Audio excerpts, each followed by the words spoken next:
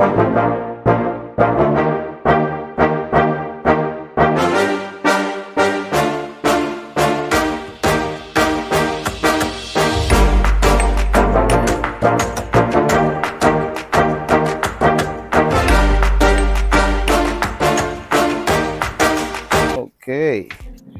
So, good morning mga groomers. We are here in Christian Lingatong, Tablon. Medyo nagkahirapan pa sa pagpunta dito. But again, good thing nandito na tayo. I have here Sir Christian Lingatong, one of the judges sa sa Taguluan na actual Goldfish Show. So, yes, yesterday yun. So, good thing na may time siya para sa konting conversation na konting content natin. So again sir, I just wanna ask if kailan ba talaga kayo nag-start sa goldfish hobby? Ako sir, last 2018 talaga ako nag-start. Sir, una ko ano kasi sir, pwede naman. Pwede. Kanang sabi say. It's okay. Sir, kanang 2016 na kanon ko after na ko graduation hit ko. So na ako'y amigo, pwede ba na ako shout out si TG nga Q. Kung barkada to na sa Australia karon. Pag larga niya Australia, nagdawat mo katon napiraan ko. So ara ko dito sa balay, walay lingaw. So tingala ko kay nasigi padala sa mga isda, pero diri ra pud ni kay sa tahan Cagayan. Yang kita nga goldfish. So akong buhi nya nag-start ko nagtingal man ko kay breeding. Mo akong start kid nga diri sa goldfish ang sa goldfish. Okay. Mo to nag-start on practice ka nag-practice ka na mag-breeding. Accidental breeding lang. Tagalog lang ko ha. So doon na nga yung time na nag-start ka sa breeding. Accidental lang. So nagka-interest ka na nagka-interest din until such time ni napinailan ng mga breeders din nakalaag ko. Una na ko nga laag na show is Koi Show pa. Koi Show? Oo. Before sa una kay diri kay Koi pa man ko din. Trapal pa ni. Okay, this one. Trapal pa ni din. Napi goldfish diri reptable lang akong gamit diri din. Moto na ganyo ko plano ko Koi Show. Kakoy ko pero para sa kuha dako man gid kayo expenses ang and koi. Need po siya dako nga space. Moto pagkuan sa kong kuan kaan gina goldfish. Nag-start goldfish din. Plano kong show. Sa una mga isda sa una tada nagyapon pero mas laigid kayo sa karon. So mas pabor kayo dito sa show kasi for Cagayan. Always nagpapa-show yan sila Marky. Kapag sa akong pagkuhan, pag sauna, murag Cagayan pagpa-show. Grabe talaga. Di ba 15 times na sila nagpa-show yung Cagayan. So grabe talaga. So first mo na yung accidental breeding mo sir, ano yun? Ryukin or Oranda? Oranda. Oranda. Kasi mga ka-groomers si Sir Lingatong known siya sa Ryukin ngayon. Pero as he mentioned, Oranda daw siya nag-start ng breeding. So, yun sir, pag accidental breeding, so nag-hatch o hindi? Nag-hatch pa? Pero wala pa akong alam sa dapna, chubi. Ano yung unang ipakain sa kanila after hatch, after 4 days, di ba? Tama ba? 4 days, Ang una rin ako gibog, ninungag itlog. Boiled egg. Wala kanin sila, wagi ko katry og dap na sa una. Pero na yung mga buhi, gabay lang. Buhi raman sa. Siguro accidental lang yan. Nabilin lang siguro, mga 10 ka po. Doon ka na nag-start? Doon na nag-start. Nag-survive ba lahat? Nag-survive pero wala, mga months lang. Parang lang, umasa lang.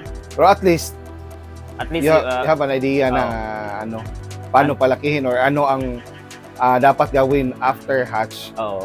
So, sa Oranda, sir, nag-focus ka or hindi, honestly. One good, mas ganahan ko sa Rayo. Sa Rayo talaga yung gusto mo. So, since Rayo yung gusto mo, bumili ka na ng material grade? Ni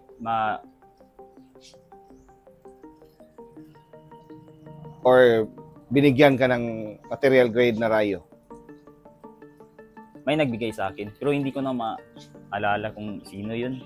Honestly, ano kasi, utang ng mga isda diri uban kay namong mga breeders nga diri po sa una nga lagan lang nako. Kasi before maraming yung breeders dito. Pero wala gid sa panguna nga mag-breeding gid, focus gid sa time nga ay nagkuha sa ko silingan na mo ba. Shout out daw diay sa LCR Aquatics. Kuha na sa Samoa, tulong yan na sa LCR, Ali Hawks, Christian and Rubin. Puro breeder. Ako ang breeding nito. Sila ang materialist. Sila ang provide. Sila doon sa bahay nila nag-breeding? Silingan naman sa namo. Until now? Wala na. Kuha naman ko kaya nag-solo naman din ko. Okay. Kaya focus siya sa gusto. Okay. Ako ang padayon. Pero giyawa na ko siya. Kaya nag-apply ko ng trabaho. Pero nag-pandemic man. So wala na dayon. Hindi natuloy yung pag-apply ng work. Na-focus naman din ko sa focus na lang sa breeding. 2019. 2018 doon ka na nag-start. December. Kasi marunong ka na mag-breeding since you mentioned na doon kayo nag-breed sa bahay nila. Nag-upgapil din show. So expert na sa kaling. Sakto sa experience na. And then yung first show mo na sinasalihan, sir, since dili akong isda, sir, ilang isda, pero silbi kami ako kaling. Gabriel, siyempre. Sa una na mo is nag-release kayo ng mga potential. Davao or Butuan ata. Yun yung mga breeding nyo. Breeding mo. Dili to among breeding. Palit lang yapon to na. Binili nyo lang. Service of show to. Ang una na mga entry. Okay, so binili nyo lang, then nag-try kayo sumali kung ano yung feeling ng sumali ng actual show. Mo din to nagsugod din, meaning nga nag-breeding dayon. Okay, na-inspire. Na-inspire yung breeding. Mo to na super sa katong time na ilan to ba ang among kwan? Ang among ano yun, rancho o randa rayo? Yung first show niyo? Oranda. Oranda ginamit niyo? Black Oranda to. Okay. Local lang or import? Local lang. Okay. Davao or Butuan? Na first show niyo, sinalihan. So nag-reserve best of show? Best of show. Grabe, no? Pero kayo nag-roam or ready to show na yun? Kinurom pa namin. Ginurom po niya. Mas maganda para at least may experience na sa sa grooming before isali sa show. Because most of the time kasi mga groomers may mga show potential na almost ready to show. So you need to show grade na talaga. Show grade na talaga. Okay. So ang ano nyo lang is you need to maintain the body form, the color.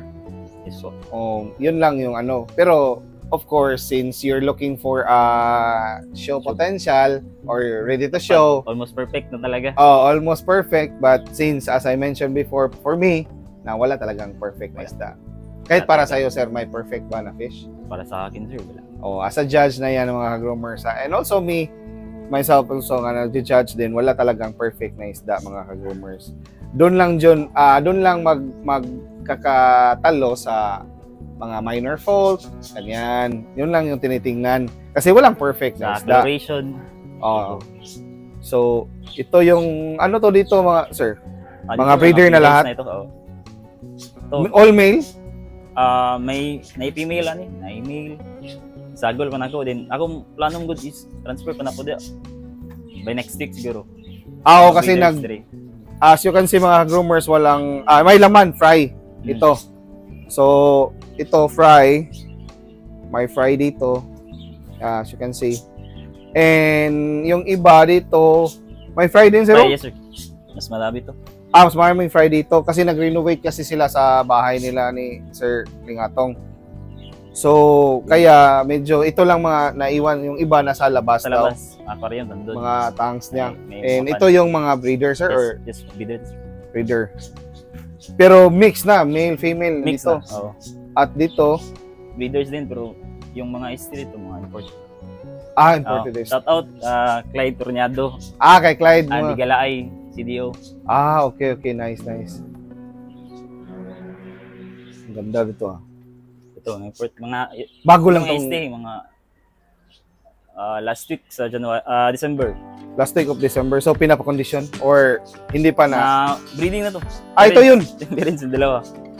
To batch. Lo, daming Friday ito mga groomers. Later on, I will let you see mga ka-groomers. Wow, congrats. Mahihintayin na. Mahihintayin. Yes. March or ganda din, no? Kirin. Okay ah. From Indonesia. Indo. Okay. Maganda talaga sila sa Kirin. No? Pero sa Ryukin mo, sir, nag-stop ka muna nag-breed? For now? Siguro mga next week. Okay. At saka Oranda. Ito, ganda din. Redhead. Dead. So, mga produce mo na to, sir, or? Ang Ryukin. Pero yung yung Oranda, yung GO yan ni Clyde. Clyde to? Hindi ako nagkakamali kay Sir Ron Paulo at kay Migoy yan. Na line. Saka itong black na Oranda. Yes, pati yung black. Okay. Pero yung Ryukin, yun yung mga anak ng mga mo before breeder. So, produce mo na talaga. Line mo na talaga. Kahit itong mga rancho, produce mo to. Itong rancho rin. Rancho is important. Hindi. Parents import. Ang parents na import. So, most likely kasi dito sa, just to give you an idea mga ka-groomers, di ba sir, kaya tayo naka-produce ng mga quality, maganda, kasi quality din ang ginagamit ng breeder. And most of the time, imported talaga yung breeder. Yes po din. Para sa ako, mas ginagamit din ako as breeders katong mga nag-champion ako ng mga isla gikan.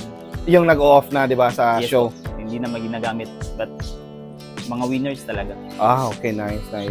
So, mga groomers, as sir mentioned na yung mga ginagamit niya sa show na mga isda, na yung nag-off mga groomers, meaning may mga major fold na ba? Oo. So, kung retire na sa show. So, may maraming fold na, so medyo mahirap nang manalo sa mga show. Of course, bakit mo isasali sa show kung alam mo naman na medyo tagilid na? Sayang yung pera at effort mo sa pag-groom. So, ang ginagawa is, yun yung ginagamit na materialis niya. But sir, again, as I mentioned on my previous vlogs, na kahit pa hindi show grade or show potential or retired show na yung mga isda nga gamitin, kaya rin ba mag-produce ng mga quality? Yes po. Basta yung line lang talaga ng isda. Importante po yung, alam mo yung winning line. Winning line. Taga. But honestly, magdepende gyapon gid sa imuha kung magpili ka sa isda. Namang uban sa as breeder, tanong ka sa imong mga breeder nga goldfish, unsay kulang sa example sa Oranda, ang imong breeder kulang siya sa pinage. So mangita ka pair niya nga baga sa pinage. So hindi talaga kaya hindi talaga one breeding lang kahit puros pa show grade or kana let's just say nag-off na mga show grade, hindi talaga guaranteed na. Dili guaranteed. Oo. So aside from the line na maganda or imported, sa pagkaling talaga. Diba? Kuan gyapon bisan pa og siguro as dugay na nga breeder, gamit yung gyapon ang trial and error gyapon. Trial and yan yung kasi mga groomers yan yung mga binabayaran natin na mahal. Siyempre, if we're looking for a quality fish, so we expect a higher price kasi as Sir Lingatong mentioned na aside from the experience sa pag-breed, also yung trial and error, yung effort talaga mga groomers, ang hirap talaga. Sa ako lang, namang breeding halos tanan wala. So, tapon. Material or masa. Okay. So, magagamit pa rin siya mga ka-groomers yung mga yung mga hindi talaga maganda na breeding or na batch. Oo. So, anong gagawin mo diyan, sir? Pag ganyan, mag-select ka lang. Kung alam ko talaga na parang wala, binta na lahat. Ibenta na lang as pet, di ba? As pet, yan yung mga pet quality natin mga groomers. So, maganda pa rin ang line. Depende pa rin sa pag-groom. Pero, para sa mga breeder kasi mga groomers, napipicture out kasi nila na so mag-random catch sila. Maybe 3 to 5 times. Pag mga pangit talaga yung natitingnan nila. So, para lang mabawi yung yung effort, so pinapalaki ng konti at binibenta ng as pet quality. Yes. So, may naghahanap naman ng mga pet quality na yung mga lower price, di ba? Meron din naman. Yung iba, mga newbie. Yung mga newbie gusto mag-practice. Yung iba, yung mga nagbebenta sa mga labas ng eskwelahan, para sa mga yan yung nilalagay sa cellophane. Yes po. Okay. But for the sir, sa mga ilang beses ka nagkakaling sir bago mo mapalabas or ma-select yung mga potential panglaban? Mga kuha gid sir mga 4 to 5 times. 4 to 5 times every 2 weeks or every month? Every 3 Every 3 weeks. Kaling depende din talaga sa sir, sa sizes nila. Sa size ka na lang nagbe-base, hindi na lang sa sa number of days or weeks. Hindi.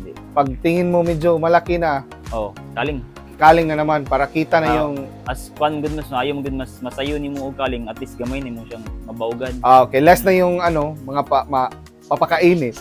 Yung medyo hindi papasa, benta na as pet quality. Palakihin lang ng konti. Palabas yung kulay, saka benta na wholesale, di ba?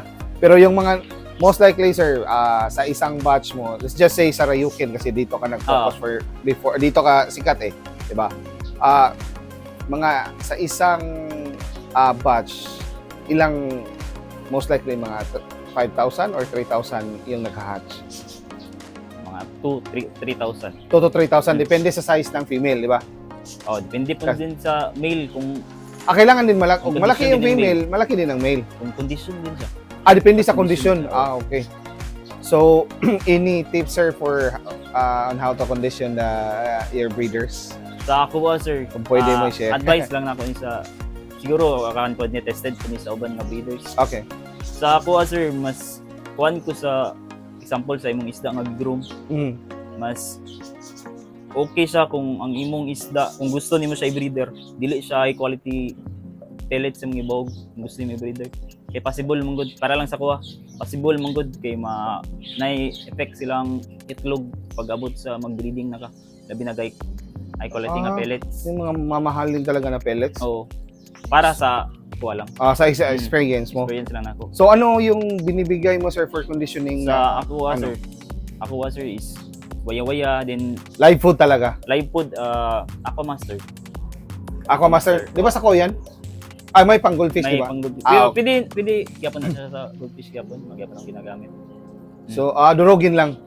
Or may soak lang sa tubig. Okay. Para same din sa koi, pag maglagay ng vitamins, isusok sa Pero, steam egg po ko, nga walay sagol po nga pellets, walay sagol ng mga... Pure lang talaga na egg.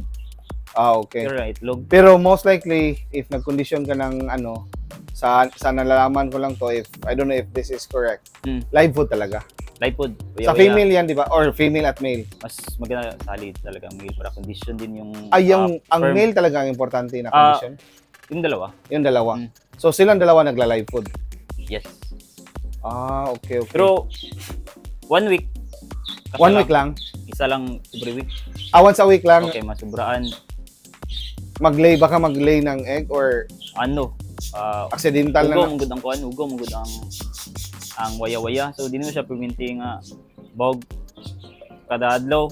Sa isa ka semana or kaduwa lang ko gabog. Pellets. Then pellets. Hand breeding po kayo sir or natural? Una, natural. Then, pag abot na siya sa 6 a.m., hand breeding na din ako siya. Pag napay mabilin nga itlog. Okay. Para mabilin. Sure talaga na marami talagang, kasi yung natural is hindi 100% na nilalabas niya lahat ng egg, di ba? Ng female. So, hina-handbreed mo na lang. Ito, dalawang batch to. Ito, handbreed ko to. Ito, natural breeding. Pero mas marami dito. Isang batch lang to. Una, ibang female to? Same female?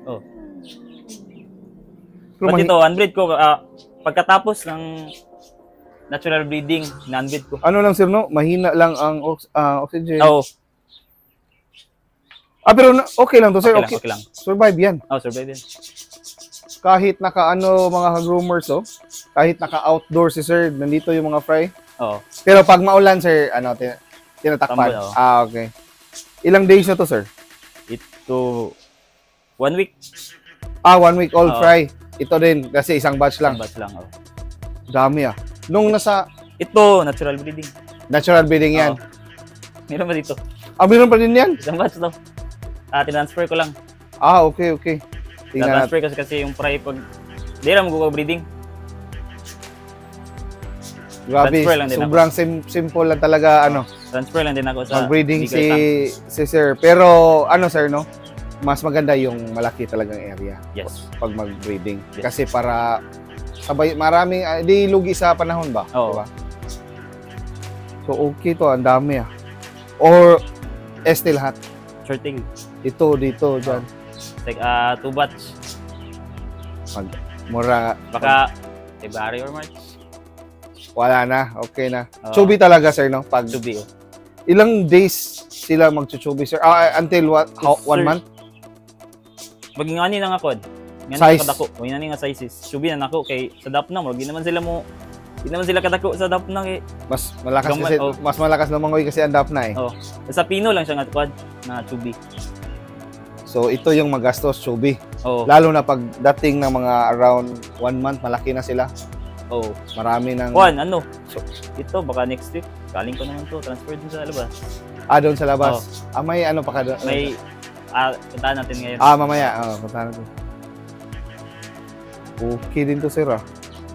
So, again, marami tayong aabangan para na ST na breeding ni sir. Ang dami talaga mga groomers. I will show you later on. So, anything na gusto mo i-shoutout, sir? May listahan.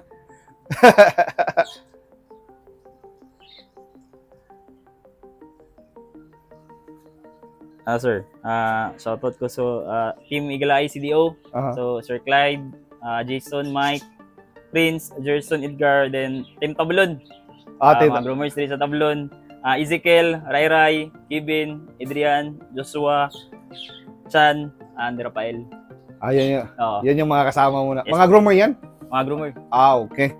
Good thing na marami nang bumalik sa pag-groom ng isda, mga groomers. Again, we're trying our best na sana lumaki pa yung ano natin, industry. Yes. Para naman mag-enjoy at saka yung mga local breeder natin masuportahan. So, again, ang ano ko lang mga ka-groomers is wag nating baratin yung mga groomers natin. I mean, yung mga breeders natin. Kasi paano sila mag-upgrade ng isda kung bibilhin yung mga let's just say mga selection nila, best selection nila, mga best fishes na na-select nila mga groomers ba. So, mas maganda naman yung saktong presyo para naman mabayaran yung effort at expertise nila, experience nila.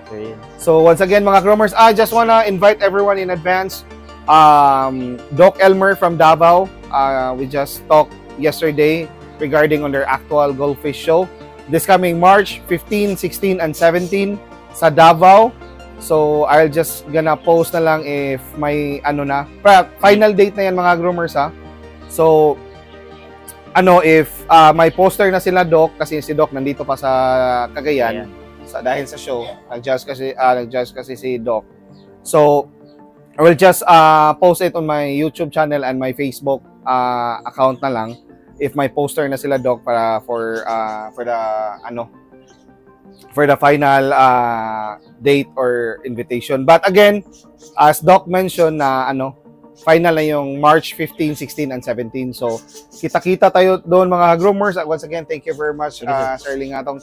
This is Free Chinisa. Thank you for watching. See you on the next vlog.